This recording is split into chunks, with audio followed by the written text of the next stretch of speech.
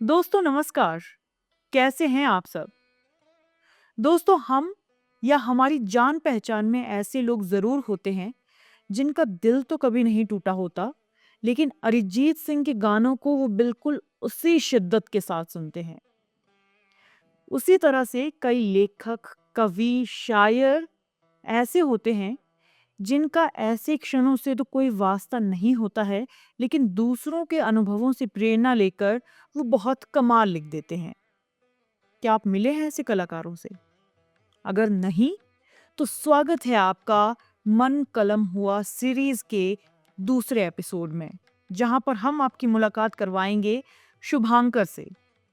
शुभांकर का कहना है कि उन्होंने प्रेम, आकर्षण जैसे विषयों पर जो लिखा है, उनका उससे सीधा तो कोई नाता नहीं है, लेकिन दूसरों के अनुभवों से, दूसरों की बातों को सुनकर उन्होंने वो लिखा है। इसके साथ ही उन्होंने कुछ वतन पर, कुछ युवाओं पर भी हमें सुनाया है। तो चलिए बिना किसी देरी के शुरू करते हैं। और Shubhankar, welcome on our channel. और मैं आपको बताऊं कि आपकी आज की जो शेरो शायरियाँ हैं या फिर जो नज़्म है, कविता है, मुझे इतनी समझ नहीं है इन चीज़ों की। बस ये चाहती हूँ कि जो खुद लिखते हैं उनको हम सुने। और आपने पहली बार जब मुझे एक रिस्पॉन्सिबिलिटी दी गई थी कि एक प्लेटफ़ॉर्म पे आपने चूज़ करने ही कौन-कौन से प्रोग्राम जाएँगे, आप उस दिन अपनी शायरी लेके आए थे।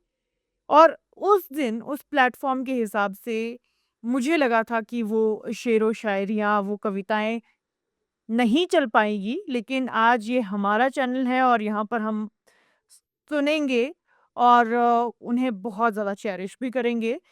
तो Shubhankar, thank you very much. सबसे पहले तो ये जानना चाहूँगी कि किस तरह का आप लिखते हैं और क्या आप सुनाने वाले हैं आज? Thank you sir.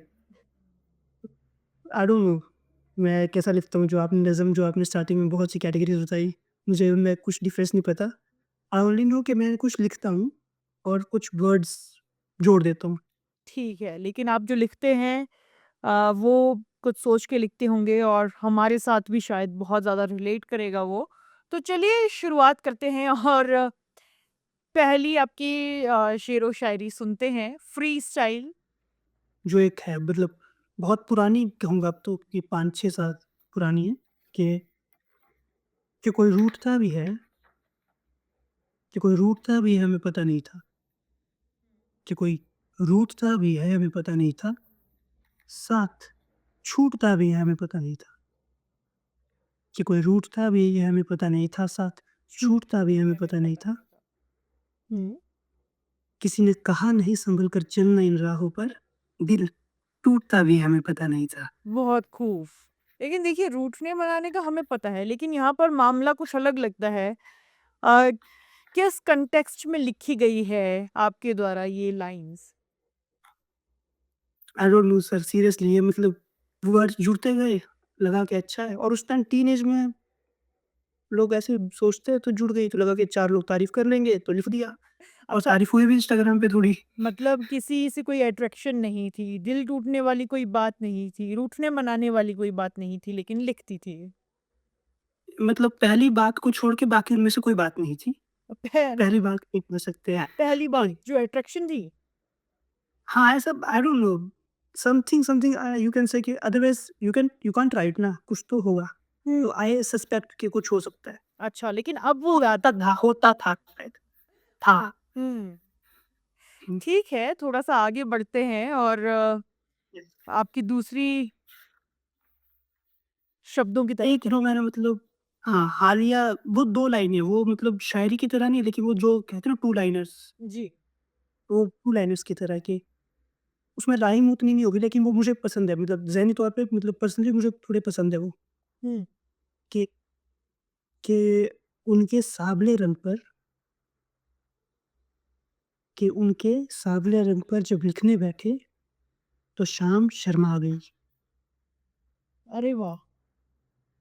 कि उनके साँवले रंग पर जब लिखने बैठे तो शाम शर्मा गई, चाँद को आना पड़ा उसे सँभालने के लिए। देखिए ये कहीं न कहीं प्रूव करता है, आपने काफ़ी टाइम से लिखा है और आप लिखते आ रहे हैं और इन 2 लाइनर्स को और शामें खूबसूरत होती है, उन शामों को और खूबसूरत बना दिया है और जिस इंसान को सोच कर रखा है, वो शायद उन शामों से ज़्यादा सुंदर है। या फिर पता नहीं कह सकते। हुँ, वो सुंदरता तो ये भ्रम है एक, लाइक कोई ये भ्रम है एक, उसमें जीते रहे तो अच्छा है, नहीं जिए तो और भी अच्छा है। तो क्या दिए। जी। लेकिन इसी कॉन्टेक्स्ट में एक और था, मतलब ना हुँ, कि ये भी टू लाइनर है, उसमें भी ये भी टू लाइनर है, ये भी ऐसे ही बहता है थोड़ा अच्छा, कि उन जुल्फ़ों पर, कि उनकी जुल्फ़ों पर हम भी लिख दें, उनकी ज़ुल्फ़ों पर हम भी लिख कि उनकी जुल्फ़ों पर हुँ, अगर वो चाहे तो, मतलब परमिशन ज़रूरी कि है। उनकी जुल्फ़ों पर हम भी लिख दें, अगर वो चाहे तो। जी,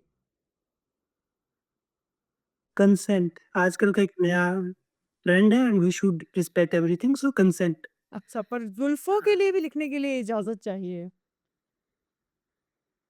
हाँ, मतलब everything except yes is no ना, तो ऐसा कहते लोग, अब लोग कहते हैं तो मानना चाहिए। जी, तो उनकी ज़ुल्फ़ों पर हम भी लिख दें अगर वो चाहे तो। हम भी लिख दें, चाहे तो, चाहे तो।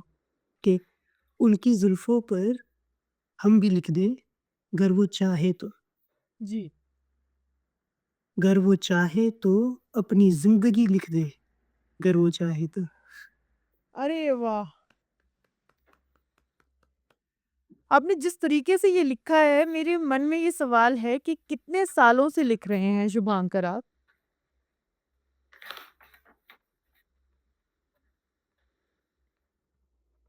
पता नहीं सर, लाइक मैं क्लास 9th या 10th में था उस टाइम, तो लगा लीजिए 7, 8, 8, 9 साल। 8-9 सालों से लगातार। और किसी को देखा है आपने लिखते हुए या फिर खुद से ही मन में आता था कि भई हाँ, लिखना है? नहीं, नहीं, स्टार्टिंग में तो मैंने देश के ऊपर लिखा, बहुत बहुत कहते हैं ना, भगत सिंह, जोश, देश तो वो भी है, वैसी चीज़ें भी है। हाँ, बहुत। हाँ, मेरा पहला वहीं से शुरू हुआ था कि ये देश किसका है कोई बता दे मुझे, ये देश किसका है कोई समझा दे मुझे, भगवान राम का है, इस्लाम का है या गुरु नानक के नाम का है कोई बता दे मुझे, ये ये आपने देश ये किसका है आपने खुद लिखा है? कोई समझा दे मुझे। ये मेरा क्लास 10th का है, मैंने लिखा था। ये आपने बहुत खूब लिखा है शुभांकर, आप प्लीज़ एक बार फिर से सुनाएँ इसे। ये मतलब लिखा हुआ ये यहाँ पे डायरी में नहीं है, ये मेरा है, हाँ, मतलब ये डिक्लेयर ऐसे कर ही रखा सुना हुआ है दें। आप आपने जो लिखा है आप सुना दें। कि ये देश किसका है, कोई बता दे मुझे। ये देश किसका है, कोई बता दे मुझे। ये देश किसका है, कोई समझा दे मुझे। भगवान राम का है, इस्लाम का है या गुरु नानक के नाम का है, कोई बता दे मुझे। ये देश किसका है, कोई समझा दे मुझे। फिर ऐसे बहुत लाइनें थी सर, अब मुझे देखना पड़ेगा, बहुत लंबी थी और मेरी मैम को बहुत पसंद आई थी। लाइक मैं हिंदी वाले टीचर्स के काफ़ी टच में रहा, कॉलेज में भी टच में था उनके, तो मेरे राइटिंग पे उनका एक चेक रहता था। तो बोलते थे ये कई चीज़ें अच्छी हैं। जैसे इसी कॉन्टेक्स्ट में मैंने एक ये लिखी थी कि भारत के भाग्य विधाता पे, लाइक चिल्ड्रंस पे, यूथ पे, कि वो चला भारत का भाग्य विधाता, कुछ एक जगह रुकता, झोली फैलाता, वो चला भारत का भाग्य विधाता। इन द सेंस कि ये बेगर्स पे थी, तो ये बहुत लंबी थी। ह एक और जो आपका आजकल बहुत ही पसंदीदा चल रहा है।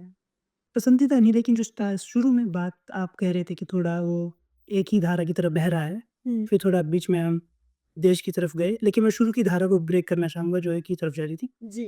कि उसके लिए वो मैंने उस कॉन्टेक्स्ट में भी एक मैंने लिखी। मैं हमेशा कॉन्ट्ररी चीज़ें लिखता हूँ कि अगर मैं किसी के फ़ोर में लिख रहा हूँ तो उसके अगेंस्ट में भी लिखूँगा। अच्छा, ऐसा ये क्यों? मतलब मेरे को एक क्यूरियोसिटी रहती है। हुँ, कि अगर एक तो कोई ऐसा कहेगा तो दूसरा क्या कहेगा? हुँ, हाँ, क्या कहेगा फ़ॉर अगेंस्ट में। जी। सो उसमें मैंने 2 लाइनें लिखी थी, सिंपल 2 लाइनर हैं ये भी, कि किसी की जागीर, कि किसी की जागीर इश्क तो न था, किसी की जागीर इश्क तो ना था। इश्क तो न, किसी की जागीर इश्क तो न था, वो राहगीर इश्क तो न था। अरे, अरे, अरे! ये आपने क्रश पर लिख दिया है। नहीं sir, like you can say like it's open to interpret, criticise, uh, okay. मतलब हम आज़ाद हैं कि हमें जो समझना है हम उस तरीके से इसका अर्थ निकाल सकते हैं। या सर इसी कॉन्टेक्स्ट में मतलब इसी के साथ है कि कोई सिंक करेगी आगे, मतलब इसको जोड़ सकती है, लेकिन वो अलग है अपने आप में अच्छा, कि किसी के जाने का गम क्या करे? किसी के किसी जाने के का जाए गम गम क्या क्या करे? अब उन्हें जाना ही था तो हम क्या करें? इबादत तो इबादत तो हमने भी की थी एक खुदा की, इबादत तो हमने भी की थी एक खुदा की, अब वो खुदा ही हमसे जुदा हो गया तो हम क्या करें? अरे! क्या बात है, क्या बात है। शुभांकर मेरा दिल कर रहा है कि मैं बस सुनती जाऊँ और रुकूँ नहीं। ठीक है, आप एक और सुना दीजिए, उसके बाद हम आपको ज़रूर इजाज़त देंगे कि अ, वीडियो को हम थोड़ा-सा रोकेंगे फिर। थोड़ा-सा नहीं, रोक देंगे फिर। कि एक हाँ, जो वो मैम को मेरे एक हिंदी के मैम थे अंडरग्रेड में, उनको वो कविता बहुत पसंद आई थी, तो उसकी कुछ एक लाइन स्टार्टिंग की, उन्होंने कहा था ये काफ़ी अच्छी है, तो तुम भेजना, पब्लिश का कुछ देखेंगे, मैंने भेजी नहीं, मैं बहुत जी था। तो वो था कि मैं काफ़िर हूँ, वो अल्लाह की दीवानी, हुँ, मैं काफ़िर हूँ, वो अल्लाह की दीवानी, मुझे मेरा फ़क़्त पसंद है, उसे उसकी नादानी, मैं काफ़िर हूँ, वो अल्लाह की वो अल्लाह दीवानी, की दीवानी।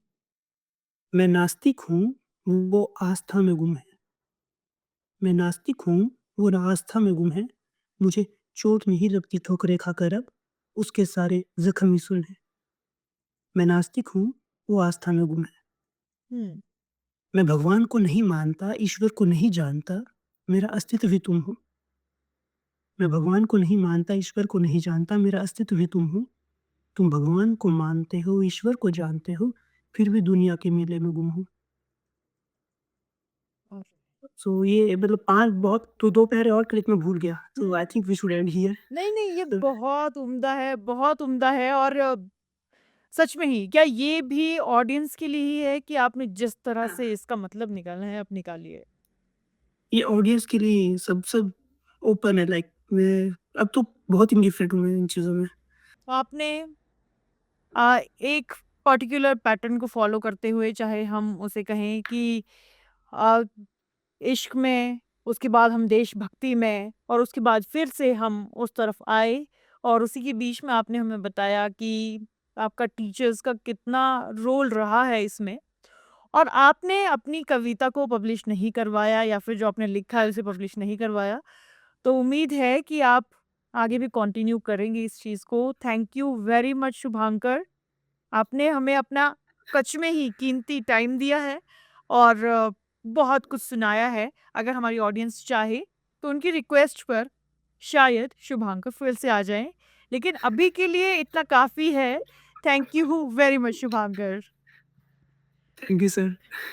तो साथियों, कैसा लगा आपको ये एपिसोड हमें कमेंट सेक्शन में ज़रूर बताइएगा। उम्मीद है आपको ये एपिसोड पसंद आया होगा। हम इसी तरह के बेहतरीन एपिसोड्स आपके लिए लाते रहेंगे। मिलेंगे आपसे अपने अगले एपिसोड में अगले शुक्रवार को एक नई शख्सियत के साथ। आप लिखते रहिए, सुनते रहिए, सुनाते रहिए। खुश रहिए, आबाद रहिए, बढ़ते जाइए। Okay, bye.